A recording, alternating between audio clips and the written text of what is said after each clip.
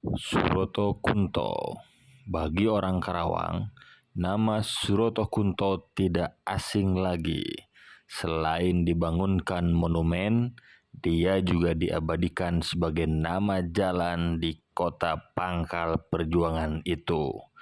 Namun, tak banyak orang mengetahuinya.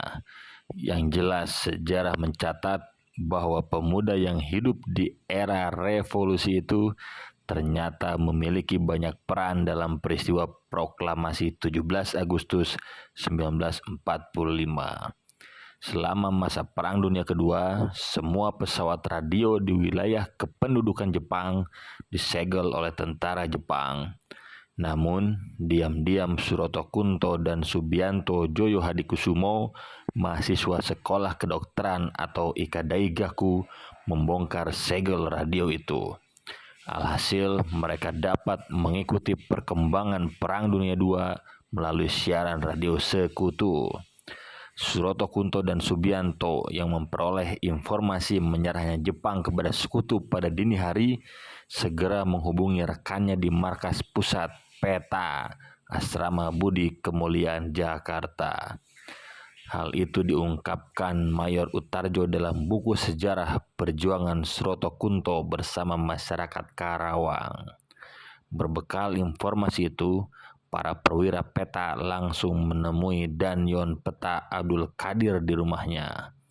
Mereka merundingkan langkah yang harus diambil sebelum tentara sekutu datang. Tak mau peristiwa saat Belanda menyerahkan bangsa Indonesia kepada Jepang terulang, disepakatilah Danton Peta dan Yahya dan Subianto Joyo Hadikusumo segera mendatangi Bung Hatta. Mereka memohon agar Bung Hatta bersama Bung Karno segera memproklamasikan kemerdekaan atas kekuasaan sendiri dan tanpa campur tangan pihak manapun. Sementara itu, dengan maksud yang sama, suatu kelompok pemuda lainnya dari Asrama Menteng Raya 31, Sukarni dan kawan-kawan telah mendatangi Soekarno di kediamannya. Rupanya, kedua kelompok pemuda tersebut gagal mencapai tujuan.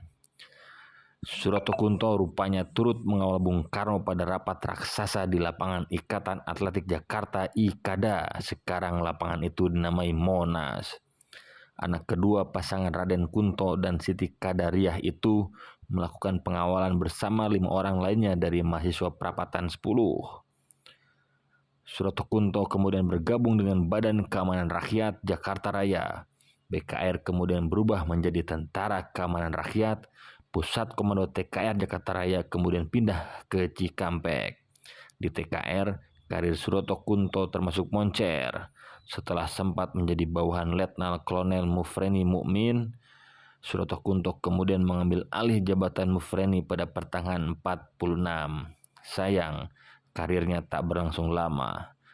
Letnan Kolonel Suroto Kunto yang saat itu berusia 24 tahun justru hilang secara misterius di kawasan Warung Bambu pada 28 November 1946.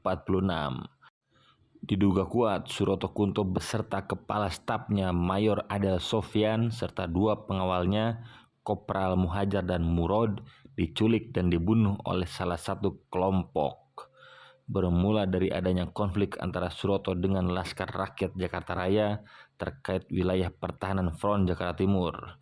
Hersuganda dalam Rengas Dengklok Revolusi dan Peristiwa 16 Agustus 45 mengungkapkan, dalam suatu perundingan di Bekasi, LRDR meminta kepada TKR agar daerah dekat stasiun Karawang diserahkan kepada LRDR. Ternyata tuntutan tersebut ditolak keras oleh Suroto. Setelah penolakan itu, dalam perjalanan kembali ke Cikampek, Suroto dan ketiga anak buahnya diculik di kawasan Warung Bambu.